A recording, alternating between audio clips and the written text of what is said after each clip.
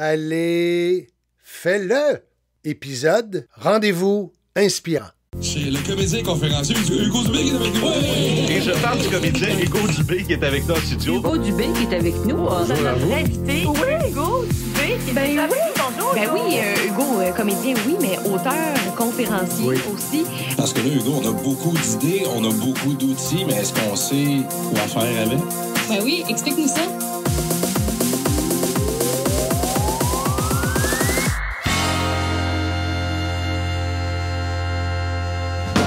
Mon invité œuvre dans un domaine qui, pour la majorité des gens, est un des métiers les plus glamour.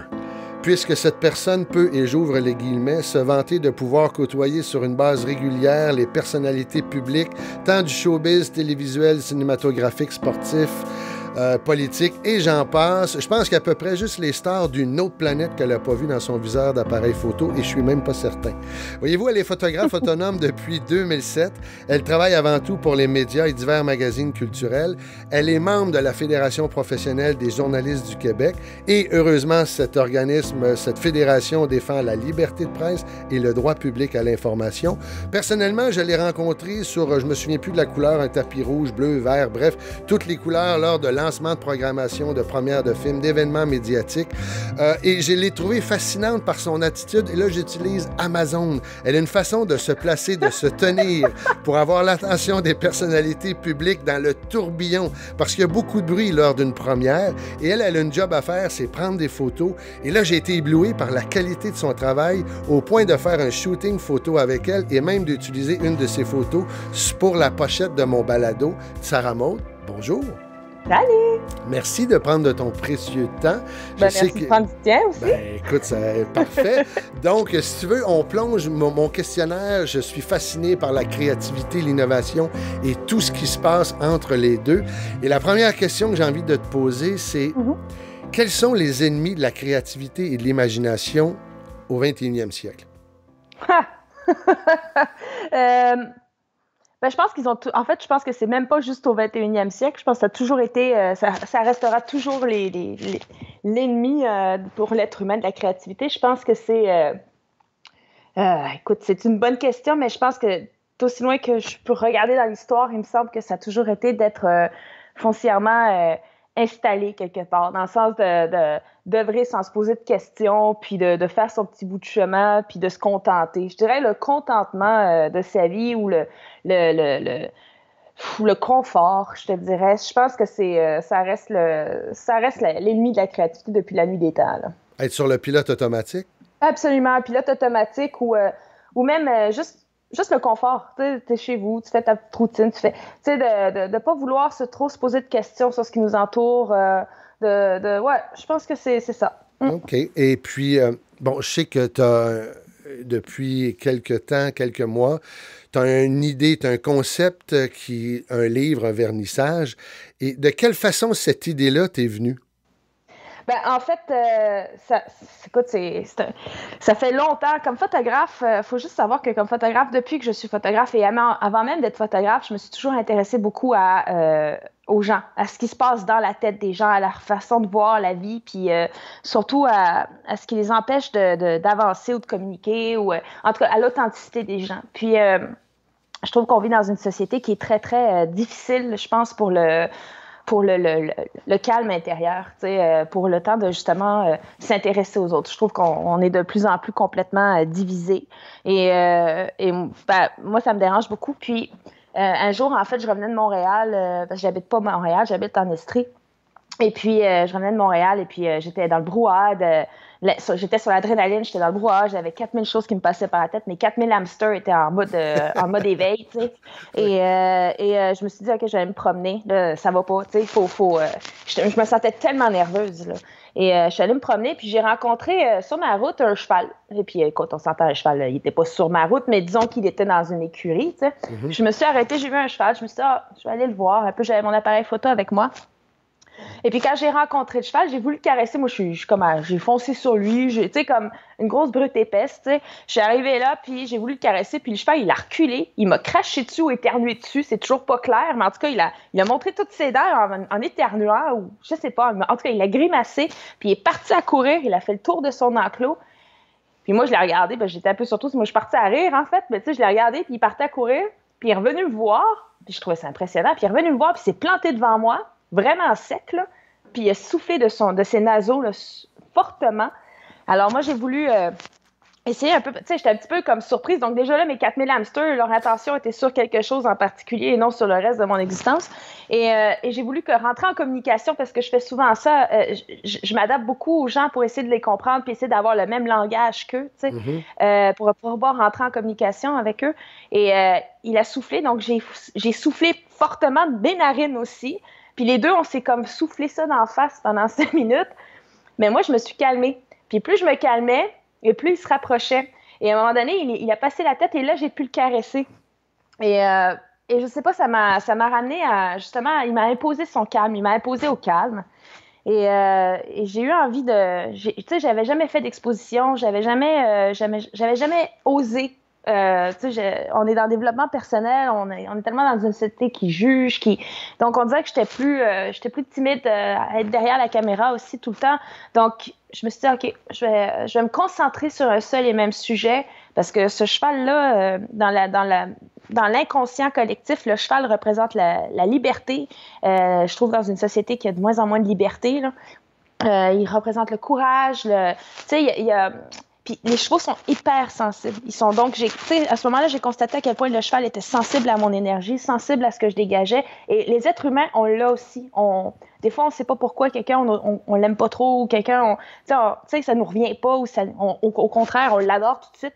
Mais c'est une forme de sensibilité, puis les chevaux l'ont aussi. D'ailleurs, après, avec le temps, j'ai même appris que tu peux savoir, un cheval peut savoir, avant même que tu mettes tes fesses sur la selle, il peut savoir quel genre de ride il va avoir avec toi, tu sais. Okay. Quel genre d'énergie, là. Donc, je pense que j'ai voulu faire un parallèle entre le cheval et l'être humain, parce que les chevaux sont aussi des animaux qui vivent en société, tu sais. Et ça t'a donné l'idée de dire, je veux créer un livre, je veux faire un vernissage. Ça a donné Skin Faxi. En fait, la première idée, c'était de vouloir faire un vernissage, une exposition, parce que je voulais poser des questions aux gens qui regardaient mes chevaux, parce qu'il faut comprendre que les chevaux sont entourés de blanc, tu sais, ils sont entourés de blanc complètement, puis leur univers se reflète dans leurs yeux, donc leurs yeux sont blancs aussi, et je pose la question aux gens, mes chevaux sont entourés d'un monde et qui se reflète dans leurs yeux, mais quel monde? Et donc, ça renvoie à la personne, tu sais, ça renvoie à l'intériorité, donc cette espèce de calme, d'intériorité, d'inconscient qui parle, c'est la meilleure façon, je trouve, dans une société où on se perd complètement dans notre emploi du temps puis dans les masques qu'on porte, de ramener à ce qu'on est réellement. T'sais. Et ce projet-là, à un moment donné, quand tu as eu l'idée, tu dis, OK, le cheval, j'ai le goût de faire un vernissage, une exposition de photos, même un livre.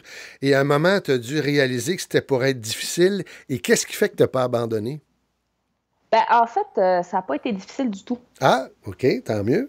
Non, en fait, écoute, moi, à un moment donné, je me suis dit, OK, puis après le vernissage et tout ça, je me suis dit, j'aimerais ça quand même remettre aux chevaux, tu sais, leur permettre. Donc, je me suis dit, je vais faire un livre pour que je donne mes droits d'auteur aux chevaux, tu sais, pour une fondation qui vient en aide aux chevaux qui s'appelle Galahad. Et puis, j'étais sur un événement et puis, comme par hasard, on m'a présenté une éditrice qui s'appelle Ingrid Remazeille de chez Goélette. Et je lui ai dit, ben écoute, toi, tu fais-tu ça, toi, des photos des livres photos, des choses comme ça? Elle me dit, ben, je sais pas, explique, tu sais. Donc là, j'ai commencé à lui parler et tout. Et elle a trippé sur le sujet. Et puis moi, en fait, l'idée que j'avais derrière, c'est de vouloir vraiment faire parler l'inconscient à la base. Parce que l'inconscient, comme je te disais, c'est ce qui empêche c'est la seule chose dans un monde de l'image où on contrôle notre image, dans nos masques, ce qu'on dit aux autres, tu sais, on est toujours dans mode performance. Ben, l'inconscient, c'est la seule chose qu'on contrôle pas. Mm-hmm. Donc, c'est pour ça que j'ai voulu faire un livre avec l'écriture automatique. Ce qu'on appelle l'écriture automatique, c'est... en fait, c'est un truc que j'ai appris en théâtre. C'est une méthode qui consiste à juste, en se basant sur une image, écrire les premiers mots qui nous viennent en tête. Et ça, même si ça ne fait pas de sens, et ça, c'est ce qui vient en nous, c'est ce qui se passe en nous. Donc, c'est tout ce qui se trame au fond de nous qu'on ne prend plus le temps d'écouter. Donc, c'est comme ça qu'est venue l'idée.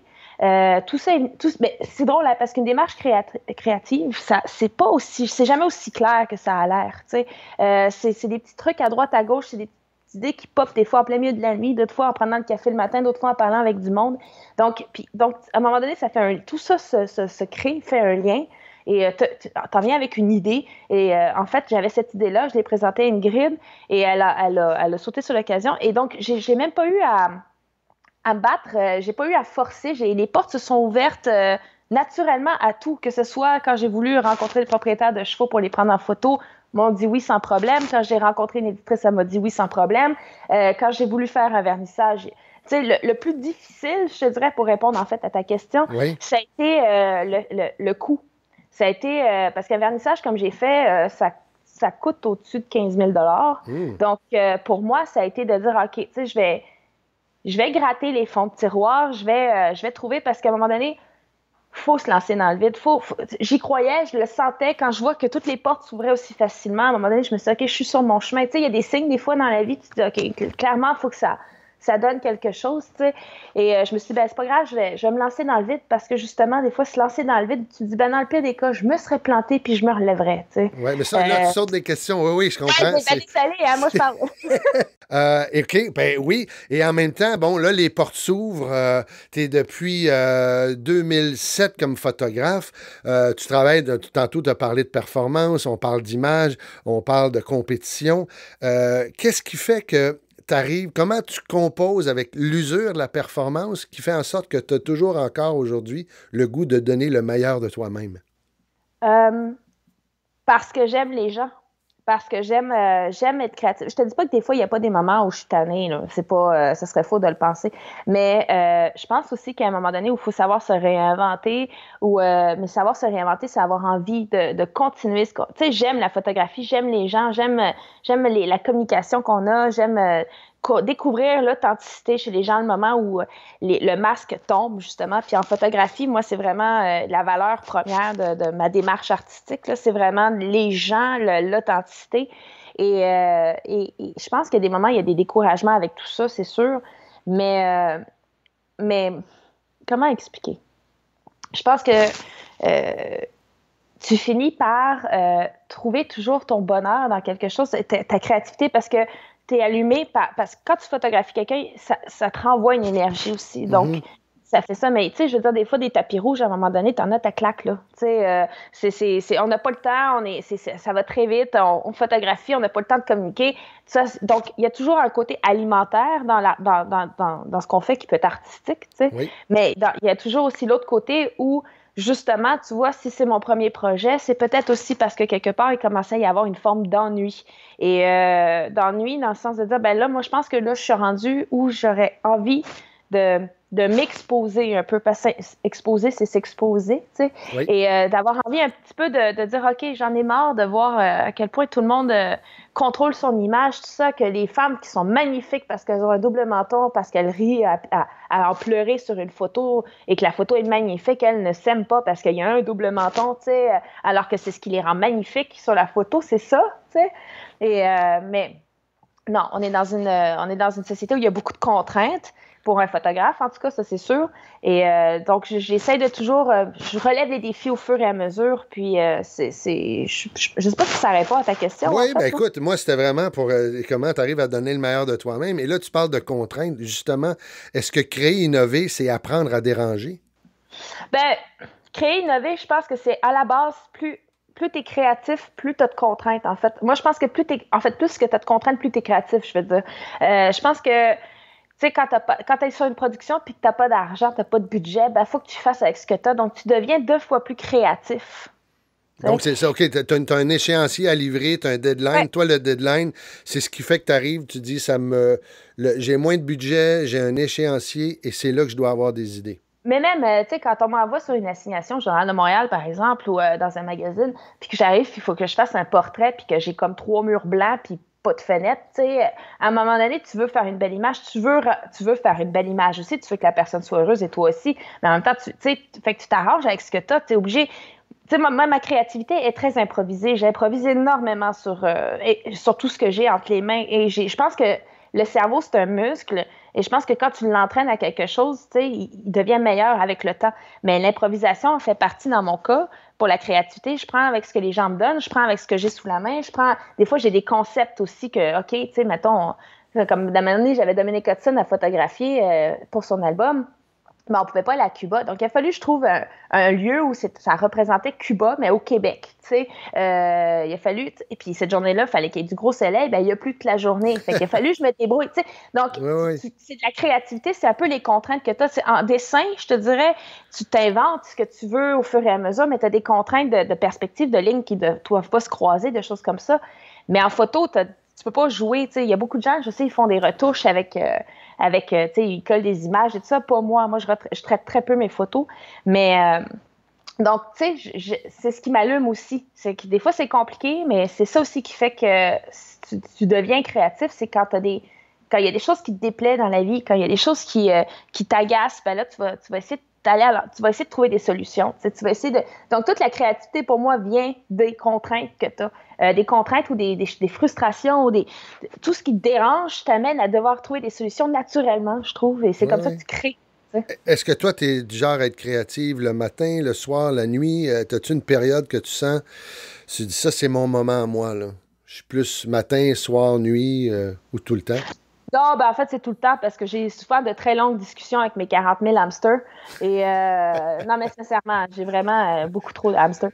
Et des fois, je suis rendue que je les fais parler. Tu sais, ben écoute, non, mais tu sais, mettons, mon chum, il me dit quoi? Puis là, je dis que là, mes 40 000 hamsters, ils te regardent tous avec des grands yeux ronds. Ils ont tout arrêté ce qu'ils ont fait là, puis ils te regardent. Là. OK? Mais donc, tu sais, je m'amuse là-dessus. Donc, c'est rendu que je joue un peu. En fait, créer, c'est jouer, c'est s'amuser, c'est rire de soi-même, c'est de trouver des choses qui nous dérangent, puis d'essayer de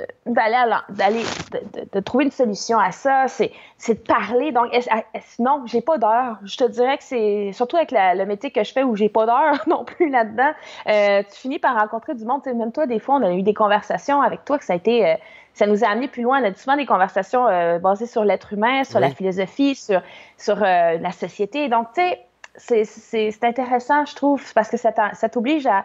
T'as comme une confirmation que t'es pas tout seul à penser ça. Donc, tu sais, tu parles, puis il y a des choses qui viennent, puis c'est... Tu sais... c'est Jean-Paul Sartre dans Huis clos, je pense qu'il disait l'enfer c'est les autres, mais c'est aussi eux qui te permettent d'exister, tu sais, puis le bon comme le meilleur là. Donc c'est pour ça que c'est l'enfer d'ailleurs, mais voilà quoi. Non, j'ai pas d'heure. Et tu disais tantôt, mes hamsters arrêtent, regarde mon conjoint. Justement, pour créer, est-ce qu'on doit avoir un conjoint ou une conjointe compréhensif? Ben, lui-même est un très grand créateur puis un très grand artiste, en fait.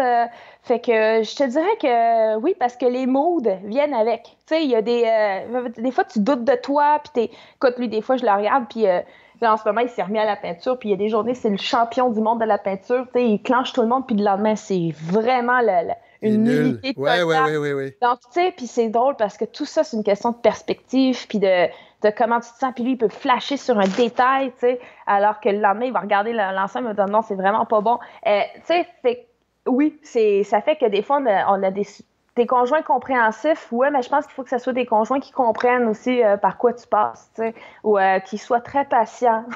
Oui. Mais oui. Tu sais, parce que les doutes dans la créativité sont aussi magnifiques qu'ils sont destructeurs. T'sais. Et justement, est-ce que pour créer, il faut être nébuleux, malheureux, il faut être insatisfait ou à un moment donné, tu peux dire, regarde, je peux créer dans la joie, dans le bonheur? Je pense que ça prend d'être... Écoute, c'est une bonne question. Je t'aurais dit, il y a 15 ans, je t'aurais dit, moi, je pense que ça prend d'être malheureux, ça prend d'avoir le cœur en sang, ça prend de pouvoir écrire. La souffrance. Ça prend parce que les émotions sont beaucoup plus fortes, parce que tu les sens. C'est drôle d'ailleurs une réflexion là-dessus j'ai eu, c'est fou comment on est tellement à l'écoute des émotions qui nous renversent le cœur à l'envers, alors que le bonheur, on va le voir une fois qu'il est passé, tu sais. Puis à un moment donné, c'est ça. Donc, mais maintenant, aujourd'hui, je te dirais non, je pense qu'au contraire, tu peux créer dans le bonheur. Tu peux créer dans le bonheur, mais je pense que plus tu as d'expérience, plus tu peux te rappeler d'émotions bonnes ou mauvaises que tu as eues et dans ce cas-là, les créer en fonction de ça. Et t'en servir, OK. Oui, absolument. Donc, je pense que tu peux être très zen puis créer des affaires magistralement dramatiques, tu sais, ou magistralement heureuses et lumineuses, tu sais. Pourquoi? Parce que c'est une expérience de la vie. Je pense que plus tu grandis, plus ta sensibilité est acerbée, plus t'as pas besoin d'être malheureux. C'est juste que tu sens les choses, puis c'est ce qui t'inspire, en fait, je pense. Et quand tu parles d'inspiration, quelle est l'idée la plus folle que tu aies jamais eue jusqu'à présent?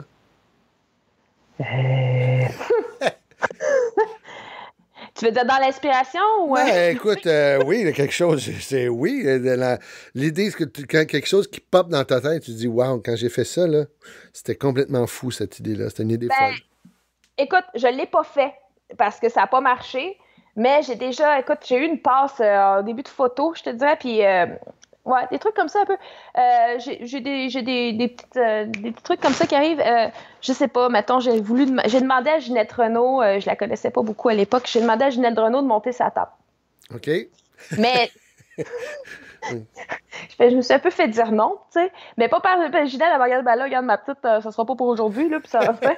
C'est que, mais tu sais, ou ben, tu sais, souvent, je déstabilise un peu mon sujet, parce que je leur demande des idées un peu folles, tu sais, des choses comme ça. Donc, est-ce que c'est des idées complètement folles? Oui, tu sais, parce que je veux voir, j'aime ça m'amuser, j'aime essayer de voir jusqu'où on peut aller pour être un peu fou, en fait, là. Mais sinon, je te dirais que le projet Skin Faxi que j'ai fait, c'était pour moi pas fou, mais c'était pour moi très courageux. Donc, est-ce qu'on peut dire que fou, ça peut être courageux aussi? Ouais, oui, des fois. Oui. Donc, de me pitcher dans le vide comme ça en me disant, ben écoute, je me lance dans un projet, je sais pas, je sors de ma zone de confort complètement. OK, j'y vais. Tu sais, puis arrêter de me poser des questions puis foncer. En fait, je m'en suis toujours posé des questions, mais je veux dire, arrêter de me dire est-ce que je devrais pas. Non, c'est ça, je l'ai fait. Et quel est le premier critère pour dire oui à un projet? On te passe une commande, tu dis, qu'est-ce qui fait que tu dis oui? Le fun qu'on va avoir à le faire, je pense. Le côté relax.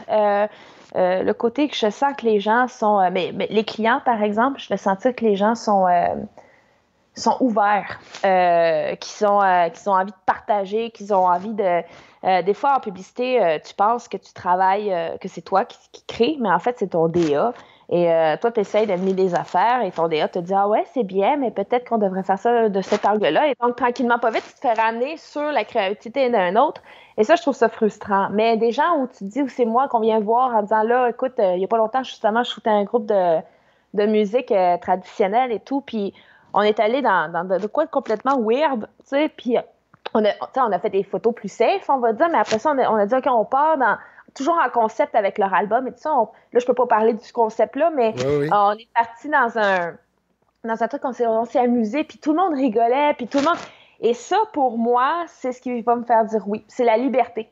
C'est la liberté de dire, OK, on est une gang, on travaille en gang, il n'y a pas de dominant dans le groupe. Tu sais, on s'amuse, puis ouais, ça, je dis oui à un projet comme ça. Je dis oui si je sais que les gens sont le fun aussi, puis qu'il n'y a pas un qui se prend plus au sérieux qu'un autre. Tu sais, c'est ça. Est-ce que tu pourrais travailler sur une courte période avec des gens qui n'ont pas du tout les mêmes valeurs créatives que toi, mais c'est des gens talentueux?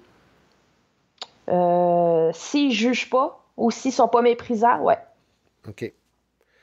Et bon, là, on parlait de performance, on parlait d'image, on veut tout contrôler.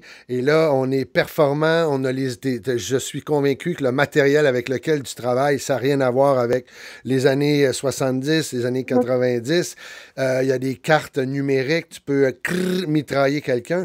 Et là, tu as tes patrons qui veulent des résultats. L'impatience, l'urgence du résultat, est-ce que ça affecte la qualité créative? Non, parce que je suis quelqu'un qui travaille très vite, naturellement. Je suis quelqu'un qui est très, très rapide.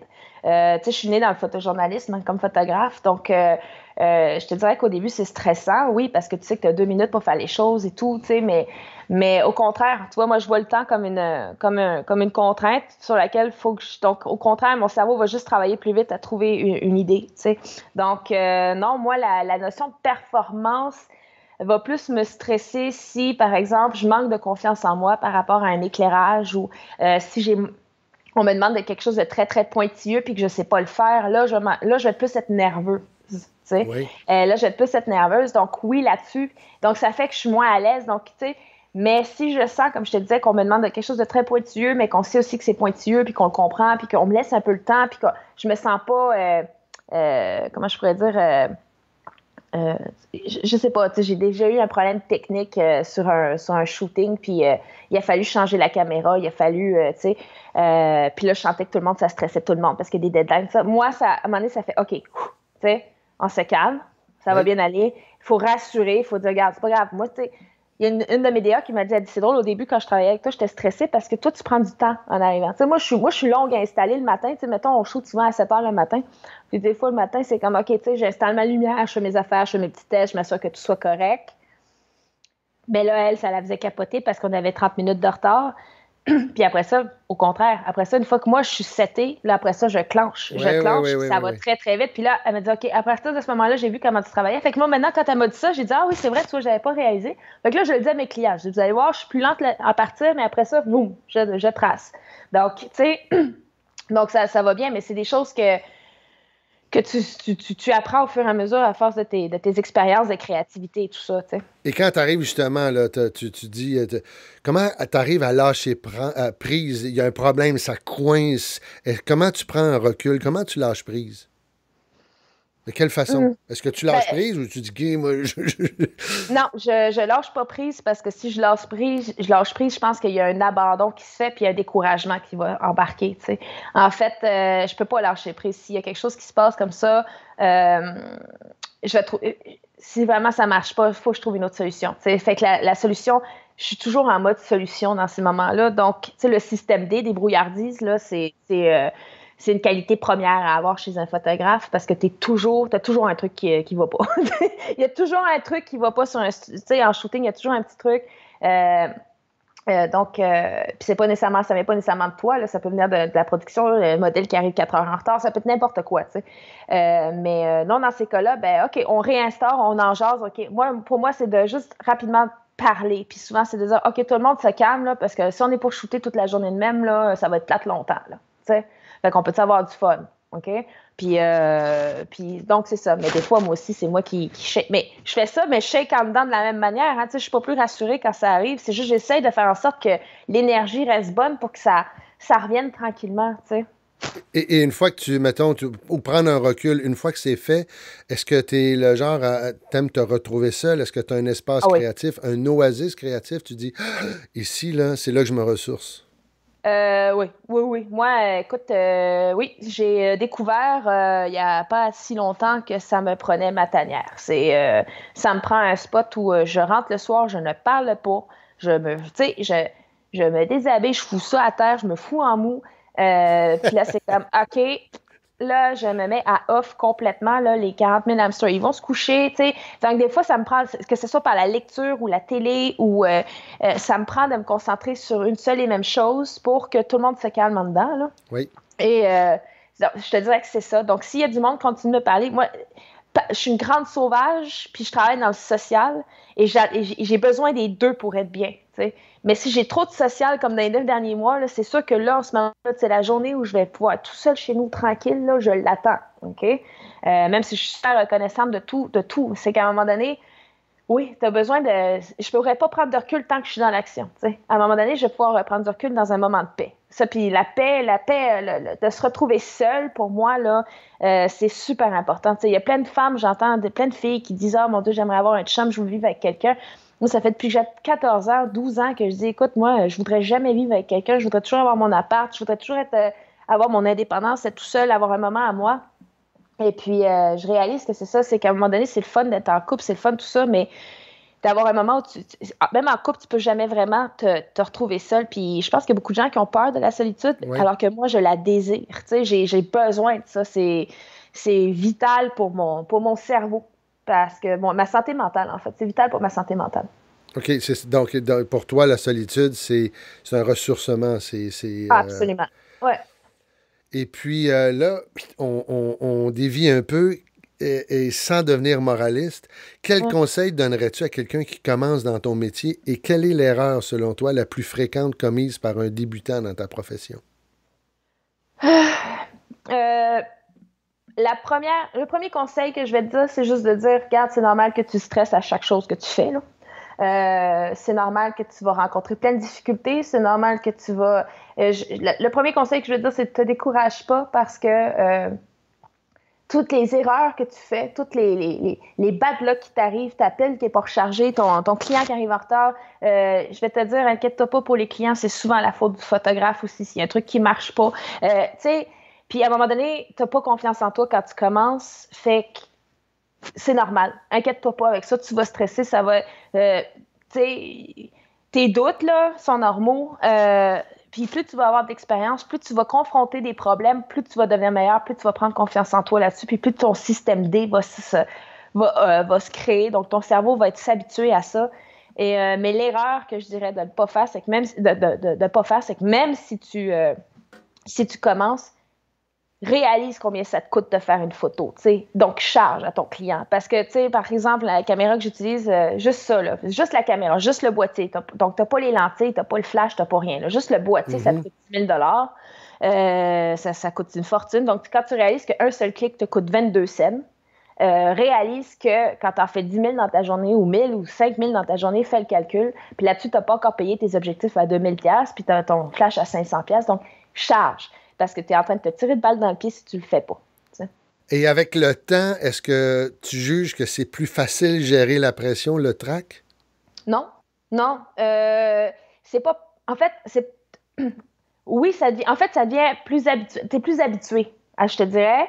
Est-ce que des fois, c'est plus facile? Non, parce que des fois, tu as des... tu sais, des fois, t'es crevé, t'es fatigué, ça fait 3 mois en ligne que tu travailles, puis là, t'as une espèce de gros shooting qui t'insécurise un petit peu, puis là, on dirait que c'est pire, tu sais. Mais je pense que tu deviens habitué à dire, OK, on va voir quand on sera au pont. Je pense qu'avec le temps, oui, en effet, tu arrives à mieux gérer, mais je pense que tu as toujours une petite nervosité quand même. En tout cas, moi, j'ai toujours une petite nervosité, puis je me dis, c'est bien parce que tant que j'aurais pas... La journée où j'aurais pu cette nervosité-là, c'est que je serais due pour créer quelque chose. Oui. Je pense que le trac, c'est le respect du métier, des attentes. Et justement, là, on entre dans le côté, je dirais, de la peur. Est-ce que, toi, la peur est utile à la réalisation, à l'accomplissement d'un projet, d'une nouvelle aventure, d'un investissement? Et de quelle façon tu arrives à la vaincre, à la dompter, à contrôler, soit la peur de la critique, l'échec, la jalousie, les finances? Comment tu arrives à dealer avec ça, à composer avec ça? Écoute, j'aime ça que tu me parles de la peur parce qu'il n'y a pas longtemps, je parlais à quelqu'un de ça qui lui est complètement perdu. Tu sais, c'est un jeune, puis il sait vraiment pas où il s'en va, et puis, tu sais, il aime pas sa vie, il est un peu en dépression, tu sais. Oui. Puis je disais, ben c'est fou parce qu'on on a tous des moments dans la vie où on se dit, OK, mais je m'en vais où, là, je fais quoi, là, tu sais, je sais pas dans quoi je me tourne, je sais plus quel métier je veux faire, je sais plus. Et puis, j'ai réalisé qu'il y a une chose que tu sais toujours. C'est quoi tes peurs? C'est quoi tes peurs? Tu as peur. Tu vas pas faire ça parce que tu as peur de faire ci, tu as peur des conséquences de ça, tu as peur. J'ai plein d'amis qui ont peur ou qui. Puis, tu vois, moi, à un moment donné, j'ai réalisé que la peur, ben, c'était au contraire, c'était exactement là qu'il fallait que tu ailles. Parce que quand tu sais pas où tu t'en vas, plus tu as peur de quelque chose, plus c'est là qu'il faut que tu ailles. Et moi, j'ai dit à mon chum il y a pas longtemps ou à des amis, je disais, c'est fou, j'ai réalisé que j'étais une très, très grande peureuse. Je suis une peureuse, horriblement peureuse, mais qui a beaucoup de courage. Parce que, en fait, si je suis en photo, c'est parce que je me faisais pas confiance, j'avais peur, j'ai découvert les choses, j'avais envie de quelque chose, mais en même temps, ça me faisait peur.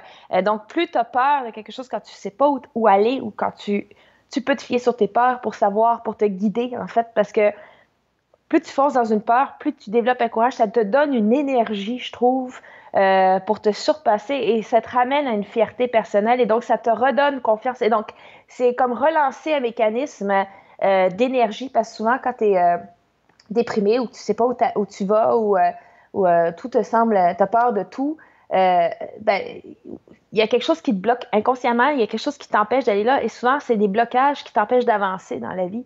Et à partir du moment où tu vas dans ces blocages-là, où tu décides d'aller dans tes peurs, je te dis pas de sauter du pont Jacques-Cartier parce que ça fait peur, là, mais quand non, j'ai peur de changer de job parce que je sais pas si je vais survivre, ben vas-y, fais-le. Puis tu sais quoi, tu verras bien de toute manière parce que si tu as un truc à vivre, tu vas avoir à le vivre, mais tu sais, souvent, généralement, on s'en sort. Tu sais, on rebondit sur nos pattes, on trouve un moyen et tu relances le cerveau là-dedans et moi, je pense que les peurs... je deal avec ça de mieux en mieux parce que je les regarde d'en face. J'ai peur d'un shooting, je vais le faire. J'ai peur de me lancer dans le vide, je vais le faire. Je sais pas où je m'enligne, je vais le faire. Tu sais, je sais pas comment l'expliquer, là, vraiment, mais je suis contente de tes peurs parce que ça amène, je trouve que ça nous amène plus loin que la zone de confort, justement. Est-ce que, bon, l'expression se mettre à nu revient souvent dans la bouche des créateurs, des créatrices. Est-ce que c'est une condition pour mettre un projet au monde? Non, je pense pas. Je pense pas. Je pense que de toute façon, en fait, c'est pas une condition. Je pense que c'est un résultat. Dans le sens que je pense pas qu'en te mettant à nu, c'est la condition pour créer. Je pense que c'est un résultat, c'est que tu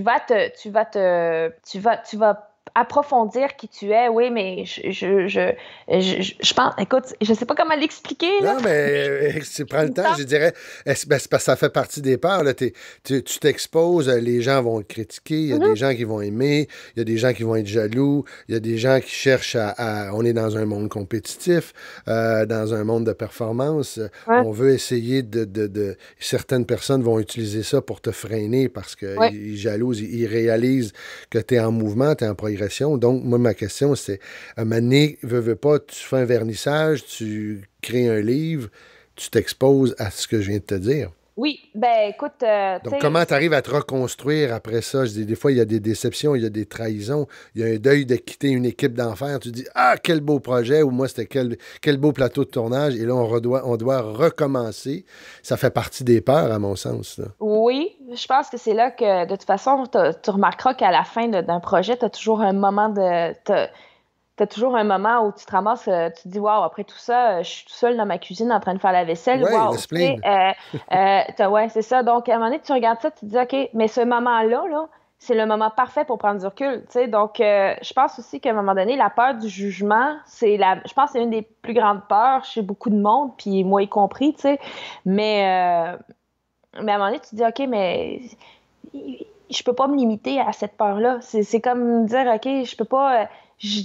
ben, coudonc, j'apprendrai à dealer avec, tu sais, je vais apprendre, je vais accepter que je suis déçue de ça, je vais accepter que ça a bien été, je vais essayer de poser le pour et le contre dans tout ça, puis me dire, OK, tu sais, ça a été un moment super, ouais, ça s'est pas nécessairement passé comme je voulais, oui, il y a des personnes qui m'ont déçue, ouais, ils ont pas fait, donc, et si, peut-être que si ça s'était passé comme ça a été mieux comme ça. À un moment donné, tu te dis, OK, as-tu vraiment envie de rentrer dans la spirale des « et si » puis de dire, d'avoir des réponses, de te poser des questions que tu n'auras jamais de réponse parce que c'est du passé, ou est-ce qu'à la place, tu te dis, ben ouais, ça me fait peur, j'ai peur, je suis sûre qu'il y a du monde qui doivent me trouver un tel, ou ça aussi, ou ben un peu niaiseuse d'avoir fait ça, ou d'ici, ou... Mais à un moment donné, tu te dis, ben, qui le pense? C'est pas eux qui m'entourent. Je pense que d'avoir un noyau proche, d'avoir des gens qui t'aiment et qui te connaissent foncièrement ce que t'es, avec tes bons côtés, tes mauvais côtés, ça fait partie d'un équilibre mental pour justement contrer ces peurs-là aussi, tu sais. Oui. Donc, c'est ça. Donc, mais je sais pas, écoute, je t'en dirai peut-être un peu plus long plus tard, mais là, je suis pas encore dans le recul tout à fait de tout ce qui vient de m'arriver. Donc, mais de ce que j'en perçois à date, c'est de dire, ben, regarde, ça s'est passé comme il fallait que ça se passe. Puis, s'il y a du monde qui me trouve conne, ben ils me trouveront conne, qu'est-ce que tu veux que je te dise? Puis s'il y en a d'autres qui me trouvent super, ben tant mieux, tu sais. Mais vraiment, puis merci, tu sais. Mais je pense qu'un mauvais commentaire constructif est aussi valable qu'un bon commentaire. Puis donc, moi, je suis prête à écouter, tu sais. Ça peut me permettre d'évoluer.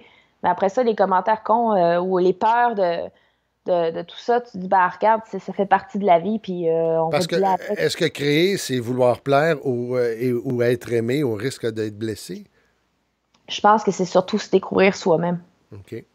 Je pense que c'est surtout se dire, OK, tu sais, moi, je suis ici, pourquoi? Puis qu'est-ce que j'ai le goût de laisser sa planète? Ou qu'est-ce que j'ai le goût de... Mon utilité dans la vie, OK, c'est quoi? Tu sais, je pense que c'est un besoin... En tout cas, pour moi, là, je peux pas parler pour tous les artistes, tous les gens qui créent, tu sais. Mais pour moi, je pense que c'est d'avoir envie de laisser... de faire pas ma place, mais de faire en sorte que le monde aille mieux. De faire mon petit bout de chemin, même si ça va toucher 10 personnes. De dire au moins, ben, j'ai mis un sourire en face de 10 personnes, je vais être contente. T'sais, c'est juste de se dire, ben, de se découvrir soi-même aussi, de dire, OK, je veux pas être née pour un petit pain, je veux pas me dire que je veux pas me limiter, je veux voir jusqu'où je peux aller dans la vie, qu'est-ce qui peut me sortir par la tête, le faire, puis j'ai goût que, tu sais, moi, je pense qu'à la mort aussi, tu te dis, ben, j'ai pas envie de... Tu sais, sur mon lit de mort, j'ai pas envie de me dire, ah, j'aurais donc dû, tu sais. J'ai envie de me dire, ah, je l'ai fait, je me suis plantée, ça a réussi, ou je l'ai fait, ben moi, j'ai bien vécu, puis je me suis amusée dans la vie, puis, tu sais, j'ai pas envie de me limiter. Fait que je pense que on crée pour soi avant tout. je pense que la création est une forme d'égoïsme. Oui, je pense que oui. Mais qui peut permettre. C'est un égoïsme bénéfique, on va dire, qui va permettre aux autres d'évoluer ou de réfléchir sur certaines choses. Puis si on regarde l'histoire, les artistes ont toujours été, depuis les gars de Lascaux jusqu'à maintenant, je pourrais dire qu'ils ont toujours été un peu, quand on étudie l'histoire, on voit un peu la mentalité sociale, la pensée de société des époques passées grâce un peu à l'art. Donc moi, je dis qu'au moins, ça nous donne beaucoup d'informations sur l'histoire, tu sais, et en même temps, ça permet aux autres de se lancer ou d'aider. Tu sais, ton podcast, par exemple, c'est quoi? Tu sais, c'est de vouloir c'est de vouloir chercher puis de comprendre ce qui se passe, de comprendre pour pouvoir mieux appliquer ou philosopher là-dessus ou réfléchir là-dessus. Donc, c'est merveilleux ce que tu fais aussi pour ça, tu sais. Et donc, oui, c'est le but, c'est d'amener les gens, peu importe les sphères d'activité, à réfléchir sur créativité, innovation et tout ce qui se passe entre les deux. Qu'est-ce que ça veut dire pour toi, le mot « apprendre » ? Pour moi, c'est... Écoute, apprendre, pour moi, c'est découvrir d'autres univers. C'est voyager. Si tu veux, apprendre pour moi, c'est voyager. Puis c'est voyager dans l'espace et l'infini. Le temps, c'est voyager quand j'apprends de quelqu'un, quand j'apprends à connaître quelqu'un. Parce que moi, c'est beaucoup les êtres humains qui m'intéressent, là, je le répète, mais quand j'apprends à découvrir quelqu'un, comment il pense, comment il voit, pour moi, je rentre dans un autre monde, là. Donc, c'est comme voyager sur une autre planète, tu sais. Et donc, pour moi, apprendre, c'est vraiment se nourrir et voyager. Qu'est-ce qui te donne satisfaction? Comment tu arrives à te récompenser? Écoute, je ne sais pas encore. Je te dirais que en fait, la récompense, c'est juste de l'avoir fait. Tu sais, je pense que j'ai un livre entre les mains avec mon nom dessus. J'ai 24 personnes magnifiques qui ont voulu participer à ce projet-là. Ma récompense, c'est juste de me dire que je l'ai fait. I did it. Tu sais, j'en suis là, puis ma récompense, c'est de voir aussi tout ce que ça amène comme d'autres projets. Tu sais, c'est de dire, mon Dieu, tu sais, je suis partie d'un petit truc, je me suis pitchée dans le vide un matin d'hiver, puis OK, je vais faire ça, puis on verra où ça mène. Et OK, ben là, j'ai d'autres choses qui arrivent. Donc, ma récompense, c'est l'énergie que ça a amené dans ma vie aussi, là. La nouvelle énergie, des nouvelles découvertes, des nouveaux apprentissages. Tu sais, je rentre dans le monde de l'art, là, tu sais, avec les œuvres d'art de Skin Faxi que j'ai fait, là, les 16 photos plexiglas 40 par 60. OK, je découvre tout un autre univers. La littérature, le monde du livre, OK, je découvre tout un autre univers, donc c'est fascinant. Donc ça, c'est ma récompense, c'est que je suis encore en train d'apprendre, donc je suis en train de voyager, puis je suis encore en train de me nourrir, tu sais. Et les algorithmes, toute cette connexion web en savent beaucoup sur nous. Souvent, nous offrent de plus en plus du contenu qui nous plaît, qui nous conforte. Comment on peut arriver à se surprendre, à s'émerveiller? C'est drôle parce que toi, tu dis que ça nous vise de plus en plus. Mais en tant que photographe puis journaliste, par exemple, on fait tellement de recherches sur plein d'affaires qu'en fait, il n'y a aucun contenu qui nous correspond. Oui. Mais parce qu'on se ramasse avec des trucs complètement débiles parce qu'on fait un article sur quelque chose où on veut regarder pour trouver une pièce d'auto. Fait que tout d'un coup, tu as toutes les ventes de garage qui s'en viennent. Fait que non, en fait, pour moi, c'est vraiment pas visé. T'sais. Mais je te dirais que, en fait, l'émerveillement... pour moi, c'est la lumière. Tu sais, je pars le matin, je prends ma voiture. Tu sais, en ce moment, il y a de la neige. Tu sais, un sourire dans le... Je sais pas, pour moi, c'est des images. Tu sais, comment on arrive à s'émerveiller encore? Ben, je sais pas, moi, il y a des moments où je suis blasée, là, comme... puis tu rentres dans une phase où t'es curé de tout, puis tu vois tout en gris, tu sais. Mm-hmm. Mais c'est pas... mais à un moment donné, il y a toujours comme un rayon de soleil qui va éclairer, tu sais... au Golden Hour, là, qui va éclairer en contre-jour des arbres, la rue Saint-Denis, avec le soleil qui se couche, puis toutes les voitures qui reluisent. Puis c'est des moments où tu te dis, wow, on dirait même pas notre planète tellement c'est pas gris à Montréal, tu sais, ou tellement... je sais pas comment l'expliquer. Je pense qu'on s'émerveille de ce qui nous entoure. Puis comment est-ce qu'on arrive encore à s'émerveiller? Moi, je pense qu'il y a beaucoup de monde qui deviennent de plus en plus blasés. Mais il y a toujours... Il y a toujours un moment où on se fait surprendre. Ça peut être une photo qu'on partage, ça peut être... Je pense que les gens sont encore émerveillés, c'est juste qu'ils n'ont plus le temps de le voir qu'ils le sont. J'ai l'impression qu'ils réalisent même plus qu'ils sont émerveillés, en fait. Ça prend un recul là, aussi pour Ben, des fois, je pense que ça prend un recul. Des fois, tu peux voir une scène à la télévision, puis il y a un angle, puis t'es comme, wow, t'es époustouflé par ça. Mais oui, tu sais, les petites choses simples de la vie, moi, je pense qu'il faut, essayer de continuellement se dire, OK, je les vois, faut que je les vois, faut que je m'émerveille. T'es peut-être pas obligé de le crier sur tous les toits, là, mais de dire, OK, tu sais, je sais pas, je trouve que ma plante, elle pousse tout croche, mais je trouve que le nouveau vert qui pousse, tu sais, une nouvelle feuille, elle est vert clair, les autres sont vert forêt. Ah, c'est beau, tu sais, juste le remarquer, prendre le temps de remarquer. Et pour remarquer, bon, dans l'agitation du web, c'est du référencement, c'est des données, c'est 250 milliards de DVD d'informations, ça ne cesse d'augmenter. On dit en 2025, il y aura 75 milliards d'objets connectés. Il y a beaucoup de bruit autour de nous. Est-ce que, comment on arrive à se faire entendre? Bonne question. Est-ce qu'on doit se débrancher? Est-ce qu'on doit utiliser un autre moyen? Est-ce qu'on crée encore plus de pollution numérique? Écoute, je pense que c'est comme tout. On est en train de changer de réalité, tu sais. Fait que la réalité, on va si on va vers le numérique de plus en plus, puis qu'on est, de toute façon, les gens ont un peu abandonné la planète pour beaucoup. Il y en a beaucoup qui non se battent encore. Mais je pense que le monde est en train de se diviser en deux là-dessus, là. Nos jeunes sont vraiment tout le temps branchés. Il y a un mix de valeurs qui est difficile. Comment est-ce qu'on fait pour se faire entendre? Moi, je pense que tu te fais plus entendre. Je pense que tu es noyé dans la masse de toute façon.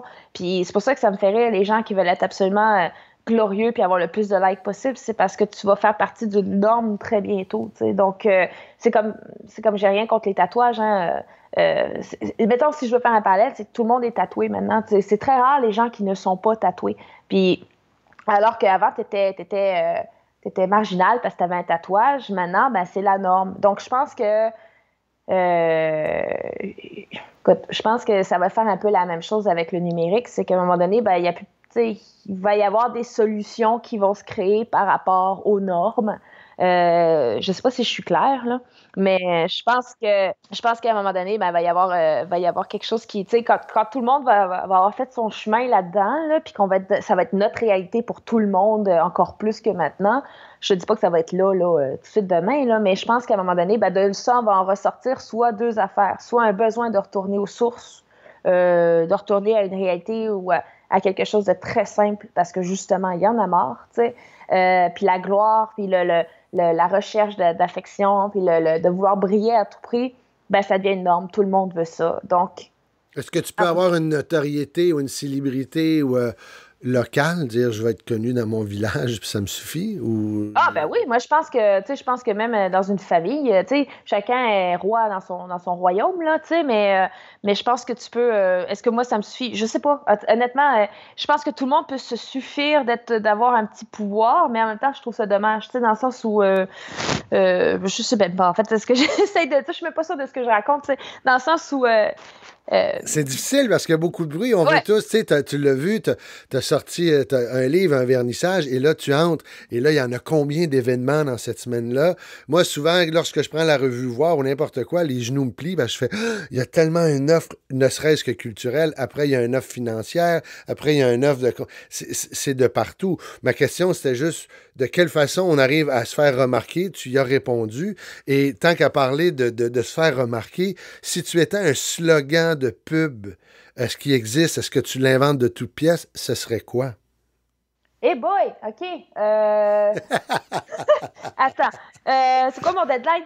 Non, mais ça serait... Écoute, là, tu m'en poses une bonne. J'ai tout le temps de réfléchir un peu. Oui. Écoute, je peux te poser une autre question. Puis tu me dis, finalement, je viens de le trouver. C'est pas... si t'étais... En fait, attends, laisse-moi. Attends, je vais brainwasher un petit peu avec toi. Là. Ça va être quelque chose comme. Intéresse-toi à l'autre. Je sais pas comment le dire. Ce serait probablement. En connexion avec l'autre? Connecte-toi à l'autre? Non, parce que ça fait trop numérique, justement. Okay. Ce serait vraiment comme s'intéresser vraiment aux autres. Pose des questions. Intéresse-toi vraiment. pose vraiment les vraies C'est questions. ferme ta gueule et écoute. Non, même pas. Non? Au contraire, c'est vraiment... hey, comment ça va? Je sais pas, t'as pas l'air dans ton assiette, t'as pas la même voix, t'es-tu correct? Ce serait vraiment comme, OK, c'est quoi ton projet, mais pourquoi t'es venu là? Puis, tu sais... Comment ça va? Ça pourrait être ça, comment ça va? Ben ouais, mais comment ça va? C'est les gens posent la question puis ils écoutent même plus les réponses. Ouais, fait que non, ouais. non, ça serait même pas ça. C'est OK. ben, écoute, question. Ça serait viens me voir, je vais t'expliquer de quoi. OK. Non, pas du tout. Écoute, je sais pas, je vais y penser. Parfait. Et là, écoute, cette question-là, j'aime la poser. Pour toi, tu vas dire, bon, quelle est la dernière photo que tu as prise sur ton portable? Est-ce que tu en prends? Oui, souvent. Oui, puis ce serait quoi, là, si tu ouvres ton portable, tu dis, oh, la dernière photo? La dernière photo, si je la regarde, là, c'est Jean-François Barry et moi hier au salon au salon du livre en train de dédicacer le livre Skin Faxi. OK. Ça me dit, hein? Oui.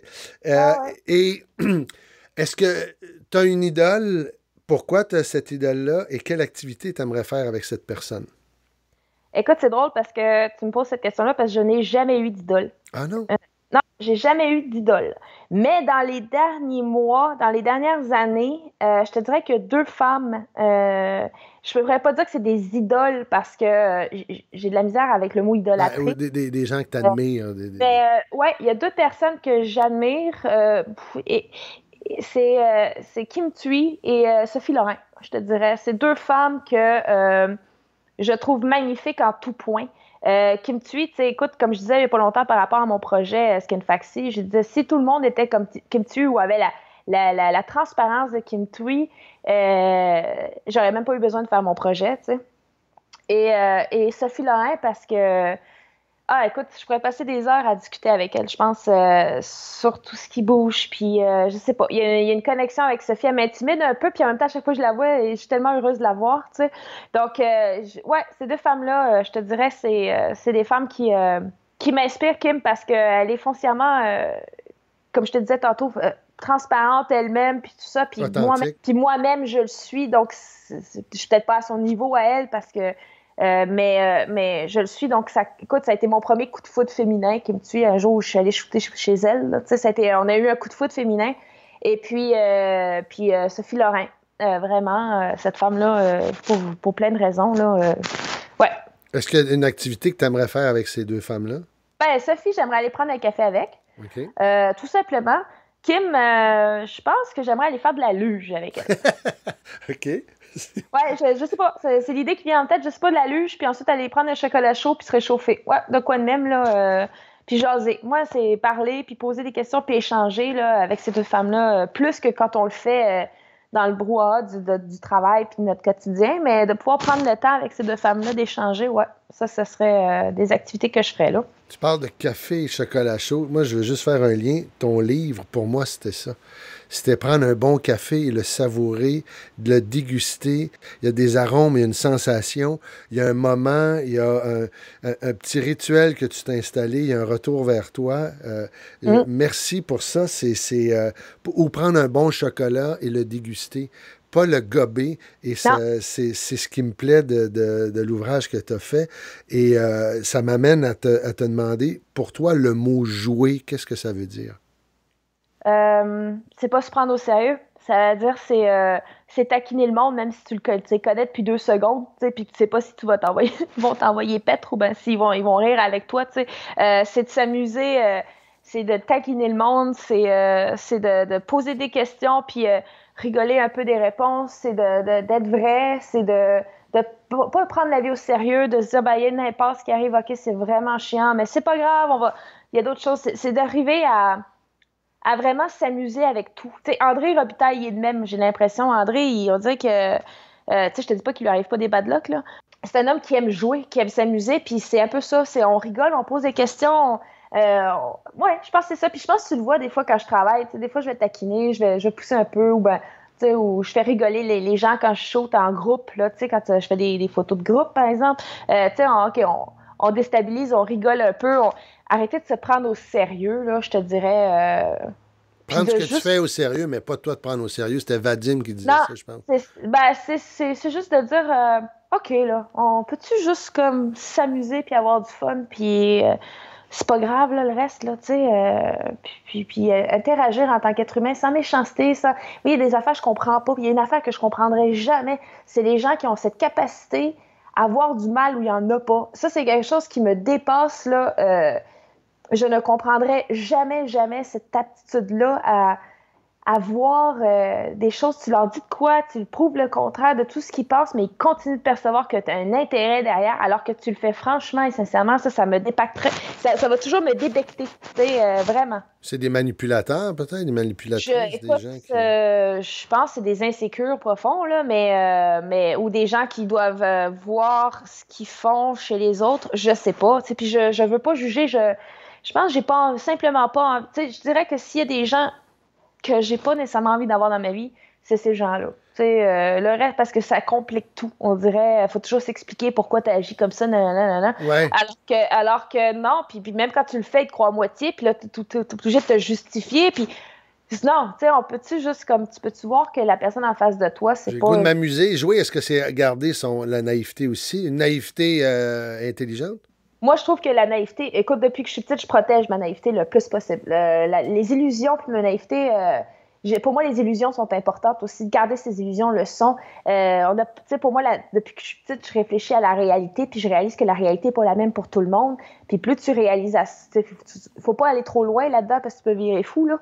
Mais quand tu réalises que la réalité, c'est toi qui décides ce qu'elle en est, puis comment tu décides de l'interpréter, puis comment tu décides de la voir, ben, tu t'amuses aussi, tu sais. Donc, tant que ça fait de mal à personne, on s'entend, là. Pour justement la réalité, pour les 3 prochaines années, qu'est-ce qu'on peut te souhaiter? Écoute, de vendre mes toiles, déjà en partant, je pense que de pouvoir continuer à être dans le monde de l'art, j'aimerais ça, tu sais. C'est quelque chose que je découvre puis que j'aime beaucoup, puis honnêtement, c'est rare que, tu sais, j'aime pas, je me vante pas, là, quand je vais dire ça, mais quand j'ai découvert mes toiles, mes photos, là, imprimées en plexiglas, sur plexiglas, c'est en immenses photos, je les ai trouvées tellement belles. Je me dis, mon Dieu, c'est donc, tu sais, c'est beau, ça m'a touchée, tu sais. Je me suis émerveillée. Et donc, si je pouvais en faire d'autres, et si j'avais, je dirais qu'il y a des gens qui ont envie d'acheter mes toiles, ça me ferait vraiment chaud au cœur. Donc, de m'encourager, en fait. Je pense que ce qu'on peut me souhaiter, c'est juste d'être bien, d'être à l'écoute, d'être heureuse. En fait, de continuer d'aimer la vie comme je le fais en ce moment, je pense. Non, moi, je te le souhaite. Écoute, avec le projet, ton vernissage, tes toiles, le livre, tu viens d'ouvrir une nouvelle histoire pour toi.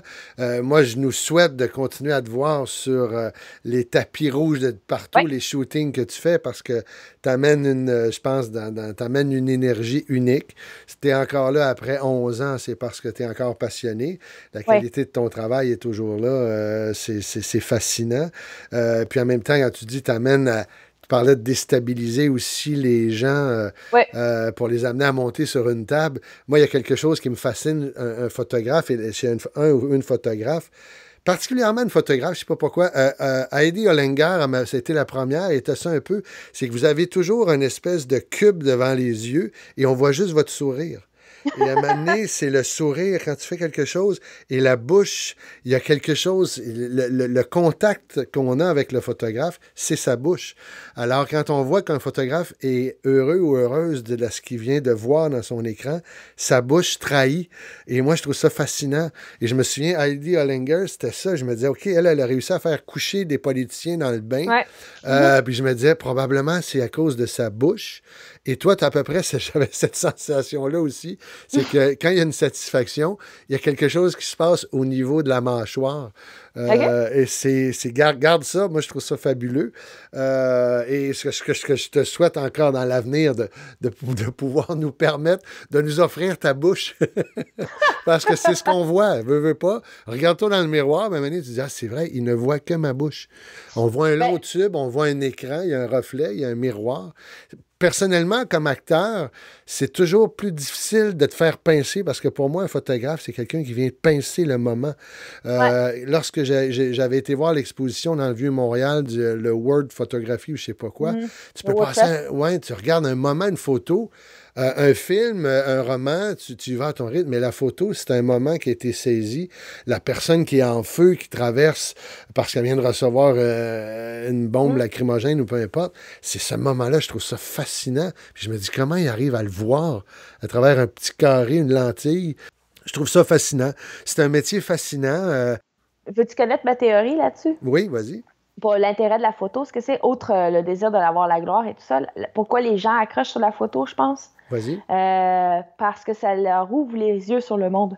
Moi, je pense que quand tu vas, tu sais, ça leur donne un prétexte pour bouger, ça leur donne un prétexte pour s'émerveiller, ça leur donne un prétexte de se concentrer sur un seul et même paysage, objectif, où ils disent, tu sais, il y a un but d'aller se promener, c'est de découvrir une belle photo. Donc, on dirait que ça donne... moi, je pense que ça oblige les gens à regarder les gens et les gens et les choses autour d'eux. Et donc, je pense que c'est comme une forme de... En tout cas, moi, c'est ce que ça m'a fait. C'est une petite forme de renaissance. C'est où tu observes les choses comme tu les observais pas avant. Parce que tu peux aller te promener parce que ça te fait du bien. Mais quand tu vas te promener avec ta caméra...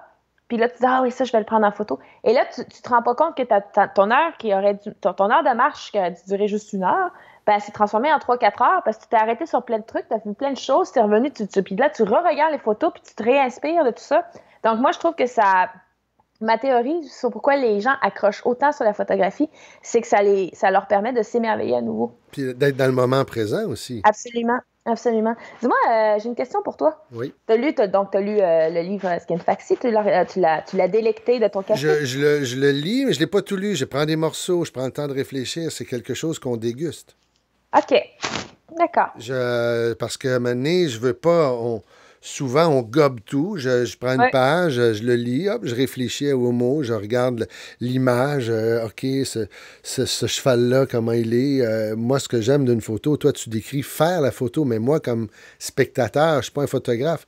Moi, ce que j'aime d'une photo, c'est que ça t'amène dans le moment présent. Il n'y a pas de mouvement. C'est un moment qui a été pris. Donc, tu es obligé de réfléchir là où tu es. Moi, c'est ça qui me fascine, la photo. À chaque fois que je vais dans une exposition de photos et je peux passer, c'est comme une toile aussi. Tu es obligé de t'arrêter dans le temps et de regarder. Et dans un monde rapide, dans un monde où on est sursollicité, je trouve qu'une photo, ça t'amène à t'apaiser et à réfléchir. Et l'émotion vient avec ce moment-là. Donc, tu en reviens à une forme de toxicité. Oui, tout à fait. Et mettons, de ce que tu as perçu à date du livre, qu'est-ce que tu as... c'est quoi les mots qui te sont venus en tête? C'est quoi à part délectation et dégustation, je veux dire, toi, en tant qu'individu, qu'est-ce que... À date de ce que tu en as lu, qu'est-ce que ça t'a apporté? Moi, je te dirais, c'est le savourer, prendre le temps, c'est d'une quête, d'une authenticité, de désir, ne serait-ce que le titre. Ah, c'est une mythologie nordique. Tu fais, je savais pas, ça t'amène à une recherche. Les chevaux, oui, c'est vrai, c'est la liberté. C'est probablement un animal qui a fait partie de la beauté, il a fait partie des guerres aussi, il a fait partie de notre histoire. C'est la découverte, c'est le mouvement, c'est la puissance, c'est en même temps la fascination parce que l'humain a été capable de monter, je ne sais pas quel terme utiliser, de mettre en selle un animal qui est tellement puissant. Il y a un lien... le fait de te promener dans des endroits, dans la nature où tu peux pas aller normalement. C'est un cheval, ben lui, veut pas, ça a servi à tracer le chemin du roi parce que il va toujours chercher le terrain le plus solide. Il ira pas dans un endroit où il peut tomber parce que c'est comme ça qu'on construisait les premières routes. Au début, on partait avec les chevaux et on savait que si le cheval était passé là, c'était quelque chose de solide. Il y a tout ça en même temps. Et tes textes, les textes que les gens ont écrits, l'écriture automatique, je trouve ça fascinant, mais moi, je prends le temps. Je lis une page, je regarde, je le referme. J'ai pris mon café. Je vais le redécouvrir. J'aime le fait que tout soit blanc autour et en même temps, comme tu dis, quand la première fois que moi, c'était le cheval que Sophie Lorrain avait choisi qui me plaisait le plus. Et puis, tu m'avais dit, qu'est-ce que tu remarques? J'avais dit le vide. Parce que c'était tout ce blanc dans les yeux, mais en même temps, le vide, c'est pas quelque chose de négatif aussi. Des fois, faire le vide, il faut le faire pour te ressourcer, pour remplir, pour partir vers autre chose après. Et je pense que tu es beaucoup là-dedans, toi aussi. Depuis tu fais souvent, tu rebondis sur plein de choses au niveau de la créativité, toi, il me semble. je veux amener, je suis un allumeur de réverbère. J'ai toujours dit, je ne suis pas un coach de vie. Moi, je n'ai pas cette prétention-là. Alors, écoute, moi, je veux parler de toi, pas de moi. Et là, le temps file. Donc, tu nous as dit pour les 3 prochaines années, je te le souhaite que les gens achètent ces magnifiques toiles. Je te souhaite qu'il y ait d'autres projets. Tu es allumée, tu es talentueuse. Tu es une Amazon de la photo, ce que j'aime, et c'est quelque chose de positif. Mais c'est drôle que tu dis ça, Amazon. Il y a beaucoup de monde qui me disent que j'ai de l'air d'une Amazon, mais je ne sais pas si c'est mes cheveux parce que j'ai Non, c'est ta position, c'est ta façon la manière de t'ancrer pour faire ton job. Et je vois l'Amazon, peut-être à cause des... C'est pas les... Je dis les straps, les courroies de balles. Toi, c'est tout ton équipement que tu as. C'est ta manière de t'installer pour dire, j'ai un job à faire, s'il vous plaît, on me regarde. Et là, il y a beaucoup de bruit. Et tu arrives à regrouper les gens, à faire ton job. Tu arrives à faire ta place parce que tout le monde veut la photo. Alors, faire sa place dans la jungle de la photographie, il y a ça aussi. C'est pour ça que je t'appelle l'Amazon. Mais tu vois, au Québec, il y a quelque chose de merveilleux qu'il n'y a pas ailleurs dans le monde, de ce que j'ai compris entre les photographes. C'est ici, les artistes internationaux, quand ils viennent, sont très surpris de la façon dont on s'entraide. Très respectueux, oui. Ben vas-y, toi commence, OK, on va faire ça comme ça, puis on s'entraide, tu sais. Des fois, c'est comme, écoute, je me sens pas de crier, vas-y toi, tu sais. Donc, on rigole entre nous, donc c'est plus facile, tu sais, tranquillement, tu sais. Mais il y a beaucoup de lois non écrites dans notre milieu aussi, puis là, il y a des nouveaux qui débarquent, puis fait qu'on essaye aussi de leur dire, écoute, là, tu sais... les éduquer. Essaye de voir... pas de les éduquer, mais au moins de leur dire, regarde, si tu veux que ça aille bien, que ça fonctionne bien, que, tu sais... on n'a pas besoin de se battre sur le terrain, tu sais, on peut juste, même si on n'est pas pour les mêmes médias, on peut peut-être au moins s'arranger pour que ça se passe bien, que ce soit agréable, autant pour la production en avant que pour nous en arrière, tu sais. Si vous avez la chance de nous regarder là, en deadline, là, on est tellement concentré sur ce qu'on fait, on a quasiment de la sueur qui coule sur le front, tellement on est en deadline, il faut rentrer ça avant le deadline. Mais quand c'est fait, tu as un relâchement musculaire complet, là, tu nous vois tout en ligne, là. On a un relâchement musculaire complet, puis là, tu peux dire qu'on glow in the dark. Tu sais, on est... donc, on est tous un peu accros à l'adrénaline, on est tous un peu toujours en train de bouger. En tout cas, moi, c'est ma perception des choses, c'est comme ça que mes 40 000 hamsters rentrent en jeu, tu sais, mais c'est magnifique, mais il faudrait juste pas oublier que la photographie, c'est un art, et il y a une philosophie derrière la photographie, puis c'est ça. Ben écoute, et si on veut avoir de tes nouvelles, si les gens veulent recourir à tes services ou prendre de tes nouvelles, comment le font-ils? Ils peuvent, écoute, Messenger, très rapide sur Messenger, par courriel. Sur mon site web, ils ont tout mon portfolio et tout. Ils peuvent aussi, bientôt, je vais... Ton site web, c'est tsaramaude.com? Oui, c'est à tsaramaude.com ou zara.ca. Donc, T-Z-A-R-A, parce que mon nom n'est pas toujours simple. Mon nom n'est pas toujours simple. Donc, c'est T-Z-A. C'est comme le magasin Zara, mais avec un T devant, là. Zara.ca ou tsaramaude.com. Maude, pas de E. Et c'est ça, puis justement, je vais bientôt mettre en ligne l'exposition de Skin Factory. Donc, s'ils veulent acheter des toiles, ils peuvent passer par Arteria ou passer par moi pour pouvoir les acheter. Mais sinon, pour faire affaire à mes services, c'est ça, ils peuvent me trouver sur Messenger, sur Facebook, puis communiquer. Donc, je suis facile d'approche. Sarah Maude, merci d'avoir pris le temps de répondre à mes questions. Merci, c'est un beau moment passé avec toi, c'est tellement inspirant. T'as vraiment des belles questions, vraiment, là, ça oblige à une réflexion, des fois live, là. Merci beaucoup. OK. Vous aimez mon balado? Écoutez, je vous invite à vous abonner. De cette façon, vous serez les premiers à être informés lorsque j'en publierai un nouveau. Je vous invite également à le partager. Vous pouvez aussi visiter mon site web, hugodube.com. Sur mon site, il y a des liens vers ma page Facebook Pro pour s'inscrire à mon infolette, ma chaîne YouTube. Et aussi, si vous cherchez un conférencier, sur mon site, il y a l'information nécessaire pour prendre connaissance du sujet et de l'angle de ma conférence et évidemment les coordonnées pour nous joindre. Merci. Restons en contact puisque le but de mes podcasts, c'est de vous rendre service. D'ici la prochaine publication, allez, fais-le. Merci.